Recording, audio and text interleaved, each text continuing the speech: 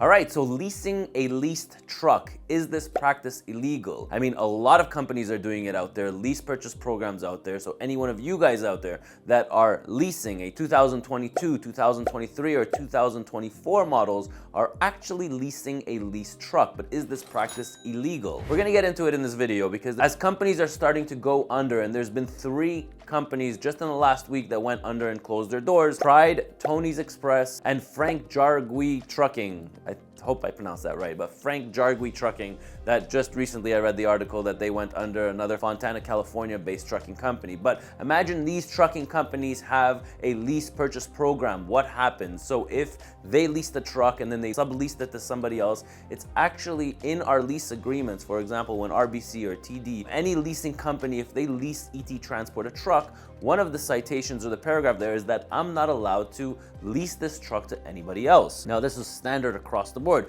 If you're leasing a truck, you're not allowed to sublease it. But a lot of companies are doing this lease purchase program. But is this a legal practice? So in the last couple of weeks, I've got bombarded with emails and consultations in regards to this because a huge company went out of business here in Canada. And there's a lot of questions about repossessed trucks and what legalities do they have. So I want you guys to understand the story that if you're making the lease payment to a trucking company and that trucking company doesn't make the lease payment to the actual finance company, then your truck can get repossessed. So what do I mean by that? Just because you're making the payment to the trucking company doesn't mean that the trucking company is making the payment to the actual finance company. So we'll take ET Transport for an example. Our trucks that are up for lease are 2020s and 2021s. We do not lease out the 2022s, 23s, and 24s. And a big reason for this is because our trucks are actually leased and we're not allowed to lease them out. Now, I know a lot of companies out there, they really don't care. They just, lease a leased truck. But in reality, we're really not allowed to do this. So let's say we got a driver that was interested in a lease purchase program. That driver every week or from his settlements every 15 days pays us, I don't know, $1,500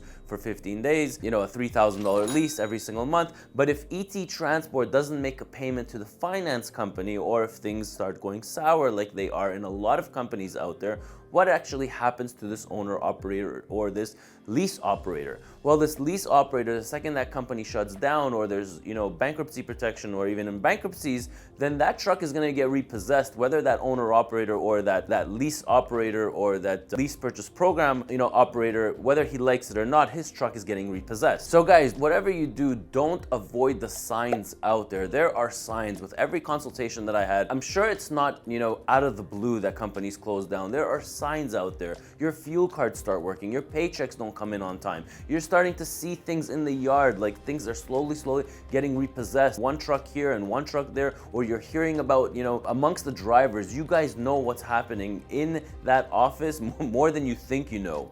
So don't ignore the signs. If you see that, if you're under a lease purchase program and you are hearing or seeing that the company is not doing well, you should try to, do something about it before something happens to that company. The last thing you want to do is you want to come to the yard and see that your truck is being repossessed, or you read the news or get a text message like Tony's Express drivers where they got a text message out of nowhere saying that, hey, sorry, we're ceasing operations and we're no longer able to continue. Well, anybody that is in that trucking company that was under a lease purchase program, well, guess what? All those payments that they made and, they thought they were going to own their truck eventually, well, that just went, out that door because those trucks are all getting repossessed. So all of your payments that you made, whether you have 1 year left, 2 year left, or whether it's, in 3 months that truck is supposed to be bought out, you are going to be left without a truck.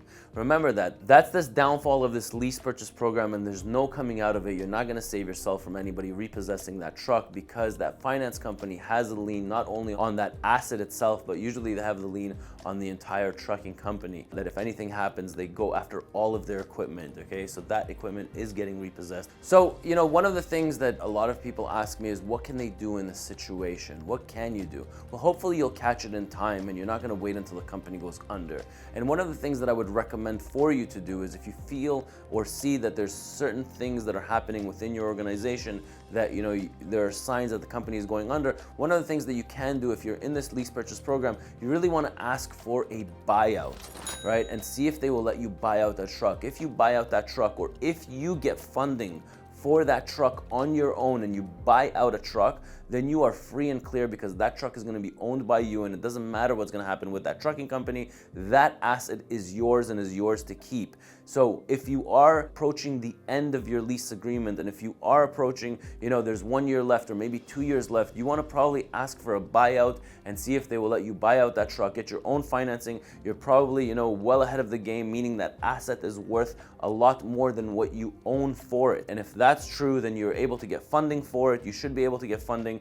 I'll put a link below if you do need funding. I've created a link below, and I've mentioned this in the past, where if you need financing, just feel free to click the link below, fill out your information, and that's going to go to 5 or 6 different lenders, and they'll be able to bid for your business. Aside from that, you really need to ask for your buyout, and you really need to see what is the balance owing on that truck. A lot of the drivers out there, as advertised out there, it is a walkaway lease. So if you don't like the buyout, or if they don't let you buy it out, which is why a lot of these companies are going under in the first place, is because a lot of people under this lease purchase program, especially this lease purchase program, they're starting to notice that their payments and their balance owing is a lot more than what that truck is worth.